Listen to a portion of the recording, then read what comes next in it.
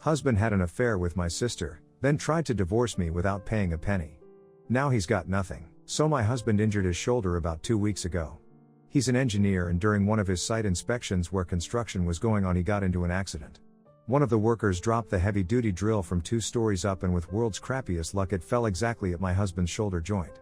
Luckily the damage wasn't too much and the doctors were able to save his arm from complete dysfunction. Although he had to undergo 3 minor surgeries to relocate the bone that was fractured.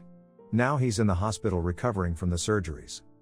I myself am a working woman, and with 2 kids we couldn't afford both of us taking time off of work.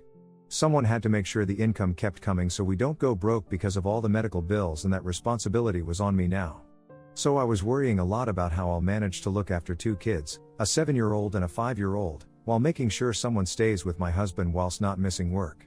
Thankfully at that time my sister offered to help me. She said that she'll be willing to go to the hospital and make sure she's there if something happens. It was a convenient option as my sister works a remote job online and wouldn't have to miss anything. I was really grateful for her help at the time. I focused all my energy towards my kids and my work. But about 2 days ago I was going to go see my husband. I finished work early, and because the kids would be at their swimming practice for another hour, I decided to drop by the hospital before picking them up on my way back. So I went in, and before I could enter his room I noticed that my sister was sitting very close to my husband and they were talking about something serious. Now I know that my husband and my sister have a good bond and it shouldn't be odd for them to have a conversation, but I don't know why at that moment I found it weird, and for some reason I ended up eavesdropping on their conversation. Someone did say that your gut feeling is always right, and thank God I listened to my gut and didn't let them know that I was there, because I found out that my husband and my sister were planning something very nasty. I heard my sister ask my husband how long are they going to hide and why doesn't he just get it over with. My husband told her that he was going to ask me to divorce very soon, but then the accident happened. I was shocked to hear this. It was clear that day that they were having an affair, and I immediately took out my phone to record their conversation as proof of that. I don't know if my husband was being cursed for his sins or I was getting lucky because the door was ajar and it wasn't too hard to hear their voices or record them. I sat down and waited for them to do something that would serve as certain proof. A while later my sister again approached the subject, and my husband told her that he thought a lot about the matter and has come up with a decent plan to make sure he gets a divorce without having to give up anything in equitable distribution. He said that as we still have a lot of bills to pay, he'll wait until I use the money in my blow through my debit card and pay up for him. He said of course I wouldn't hesitate in paying because we're married and he's my husband. Then he'll use the post-surgery stress as an excuse to start fights and ruin our relationship. He said that we already have a lot of fights, so it wouldn't be uncommon, and once we get into a big fight, which will eventually happen, he'll ask for a divorce, saying it wouldn't work out between us. My sister asked him why he was going to all this trouble, and he said that this way I wouldn't suspect anything, and when the time comes for children's custody I would agree by myself to take them. He said if I were to find out that he's getting a divorce because of an affair, I'll try to make it hard for him and might ask him to take care of the kids as revenge. I couldn't take it anymore after that. It's true that we had a lot of fights, and they were usually because of his habit of always using our joint account to buy stuff that was for him, or about how he's always absent from our kids' lives and I end up pulling his weight and making excuses for his parenting. But his affair explains a lot of his behavior, and although shocking, it wasn't as big of a surprise. I somehow expected it. What was mind-boggling though was the fact that he was having an affair with my sister. How could she do this to me? Why does it have to be that wench? As my mind wasn't straight, I left the hospital without confronting him. I came home to think through my options. Now I have the recording as proof that he was cheating on me and was even planning to not take responsibility either for our kids or for his actions. And after hearing the vile things he said, there was no way I'll stick around to be humiliated by him later. I was thinking of getting out before he could make his move. But what I really want is to take away what he most wants to save, and that is his money. He was trying so desperately to get out of sharing our equitable property, so I needed to prepare before I leave him so that I get the house and most of our assets while he can sleep on the streets for all I care. Now will I be the a-hole if I pushed for him to take custody of one of our kids? I know he's going to say that with his shoulder injury and his job he isn't fit to parent a kid, but I really want him to suffer. Update 1. So remember how I told you about my husband who was having an affair with my sister and was planning to ruin my life before asking for a divorce? Well, it's a good thing I didn't confront him about it right then and there, because it gave me time to process everything and think about my next move. I took a few days to make my plan and act on it. The first thing I did was to go through the account statements of our joint account and see how much he contributed to it. Turns out he was actually spending the amount he used to add in there. So I took out my share from it and deposited it in a trust fund for both of my kids, which can only be accessed by me and no one else. I used the rest of the money to pay for his hospital bill so that he doesn't get suspicious about anything, because if I hadn't done that he might have found out about the pending payments.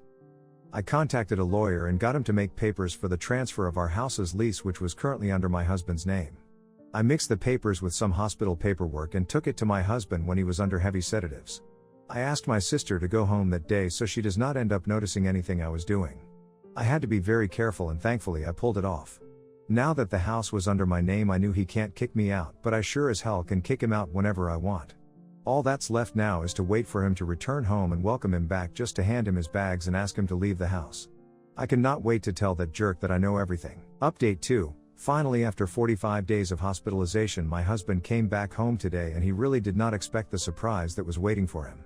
I had sent the kids to my mom's house because I knew I needed them away from the house so I could properly greet my husband and give him his gifts without worrying about my kids overhearing me. When my sister dropped him off at our house, I welcomed him back. True to his word, he was being very irksome and irritated and seated himself at the sofa with a grunt. I had to control my impulse to scoff at him. When he asked if he could get some water, I told him he should do that himself. This was a bait because obviously he was planning on picking up fights with me, and that's exactly what he did. When he was ranting off at me, I went into his room and brought out the bags fully packed with his stuff. He was confused and asked me what I was doing, so I played the recording I took more than a month ago. The color drained from his face. He didn't say anything but just looked at me. I told him now that he knows what's happening, he should hurry up and call his lover to come pick him up. He finally found his voice and told me that I cannot do this, but I stopped him before he could even complete his sentence. I told him how I had gotten him to sign over the house to me and how I have every right to kick him out of my property. I kept the other stuff hidden because I know once he finds out about it he'll get even more mad, so I'll let him cool down a bit before he gets that shock. He started fighting with me after that, but I didn't humor him. Once he was done raging, he asked my sis to pick him up and left. The satisfaction I got from all this was unbelievable. I am still hurt over what he did, and I still want to jump on my sister and rip her hair out for being a part of this, but I have to be content with this only. Update 3. Finally, after 3 months, my divorce was finalized. As for the kids, I decided to keep them with me. I realized that it wasn't my kids' fault that my ex-husband cheated on me, and I love them too much to use them as a piece of revenge. Now my kids and I are living in the house that my husband paid for, and that makes me really happy because he didn't get anything out of our divorce. He belatedly realized our joint account was empty and that he had no power over the trust fund. Only other thing that we had was our inheritances, but they weren't included as marital property, so he couldn't have taken mine even if he planned on it. On the other hand, I got the house, the kids, and he has to pay me child support. Revenge never felt better, and I'm happy that cheating bastard is out of my life. I've also told all my family about my sister's antiques, and let's just say no one is really happy with her. I, 35 male, have a driveway that goes along one side of my house to the backyard. A couple years ago, my neighbors built a basement access and started renting the space out to tenants. The access is alongside my driveway, and past it there is enough room for 2 vehicles to park, one in front of the other, so that they block in one vehicle. Since they intentionally block in one vehicle, the tenants decided my driveway is fair use anytime they need to pull in/out of their parking spot. While this initially irritated me since they did not ask permission, I eventually spoke to the vehicle owner and got them to agree to cleaning up any mud they track across it and not compact snow before I've had a chance to shovel it. I've never been happy that they use it, but so long as they are not creating a mess I have to clean up, it's negligible. Plus it seems impossible to monitor my driveway every day and try to file a report against the constant use. Recently, 3 months now, my brother, 36 male, who was living with me, passed away. It was an extremely difficult week emotionally. Thankfully, all my family made the trip to my state to help me sort through everything and made sure I was not alone during the subsequent weeks. Several days after his passing, I came home from picking up my family from the airport, and the neighbor's Jeep was parked right in the middle of my driveway. I was completely livid. I knocked on the tenants and neighbor's door with no answer.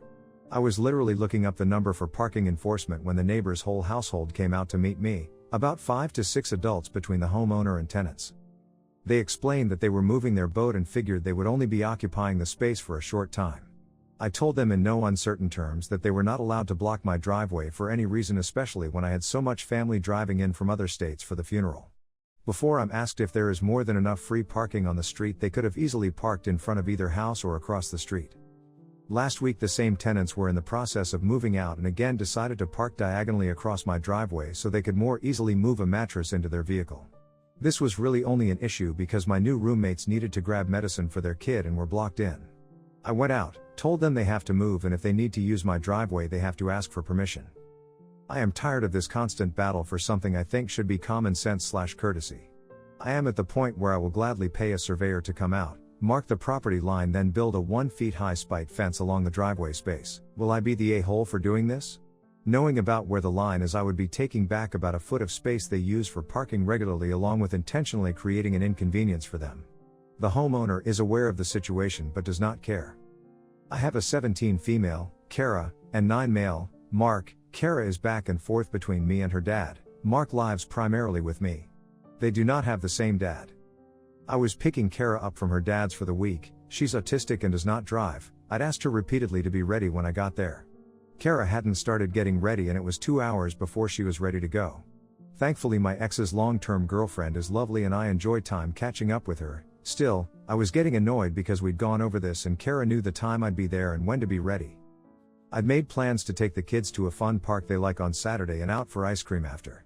They knew about these plans over a week. Due to COVID and limited people allowed at once, they are asking people schedule time slots. Ours was at 1:30 p.m. to 3:30 p.m. Kara and Mark love arcade games/rides. We needed to leave the house a few minutes after 1 p.m. at the latest to get there with time to account for traffic and do the check-in process. I tell them to make sure they're ready to go and we need to be out the door in 5 minutes tops. Next thing I know, the shower is running and Kara is screaming she needs to get a shower first and we can't leave yet. This is after I told her repeatedly when we needed to leave by. It was on her reminder calendar as well as our family calendar, so Kara definitely knew. Mark was getting upset and worried about we might miss our outing. While Kara was in the shower I sent her a text saying Mark and I went on so as not to lose our time slot, plus I'd paid in advance, and I was sorry she could not join us. Kara called me about 50 minutes or so later screaming for me to come back and pick her up so she could have a few minutes of fun, saying I'm an awful mom, I'm unfair, I should have waited, she shouldn't be punished for getting a shower. I told her I'm not driving back to get her, it's unfair to Mark to make him leave early and miss most of his fun time. Kara screamed that she hates me and I love Mark more than her and hung up on me. When Mark and I were leaving, I tried calling and texting Kara to see if she'd like me to pick her up for ice cream. She did not answer, so it ended up being just me and Mark for ice cream. I did bring Kara back a pint of her favorite to have later. When I got home, Kara was giving me the silent treatment and being standoffish towards Mark.